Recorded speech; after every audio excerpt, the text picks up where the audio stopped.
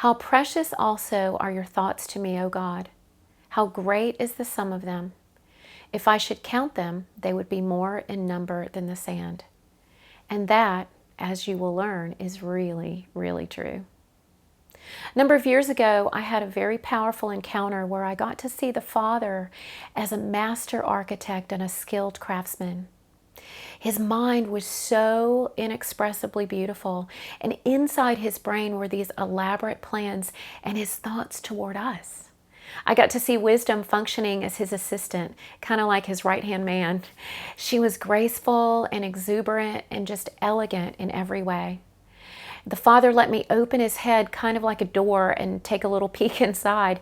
And when I did, it was this rush of power that was so intense. Swirling inside there were galaxies, dimensions, things I can't even explain in words. And I reached inside and picked up what looked like this tiny little grain of sand and put it in my belly. And even that little tiny grain made me feel like I was just going to explode. Then I heard the word strategies for establishing. And I saw this golden honey-like substance flowing like lava from my mind, my mouth, my eyes, my ears, my heart. And I just knew by the Spirit that it was the strategy for establishing his praise and dominion in the earth. I saw two large, beautiful, golden, heavenly beings that were positioned on either side of this flow of lava. And I heard the Father say this. He said, as you carry out my will, these two will accompany you. He said, beware of thinking too small, of limiting yourself by this natural realm or by what you see, hear, touch, and feel, and by what you are able to do. In the last class, you learned that the pattern of creation demonstrated by Father, Son, and Holy Spirit in the beginning is a pattern that you, his little e Elohim, can follow.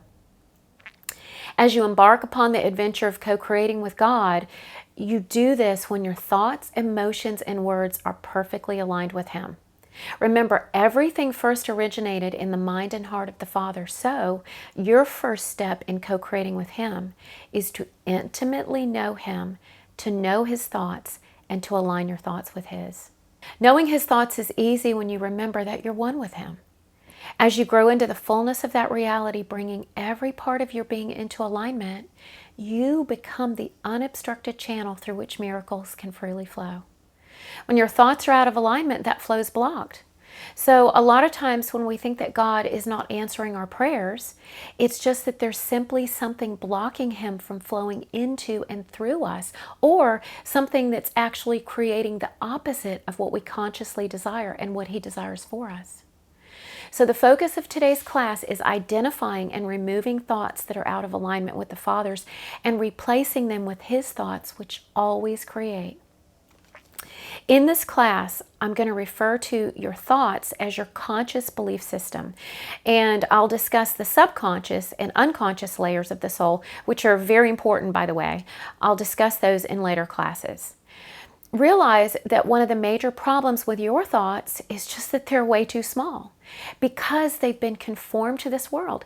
Adam fell into limitation, so for your entire life, his nature within you has believed that those limitations are true. Now, as a new creation, that's no longer your reality, but you have to be transformed by the renewing of your mind. Just like your Father, your thoughts create. So when your thoughts change, so does your world.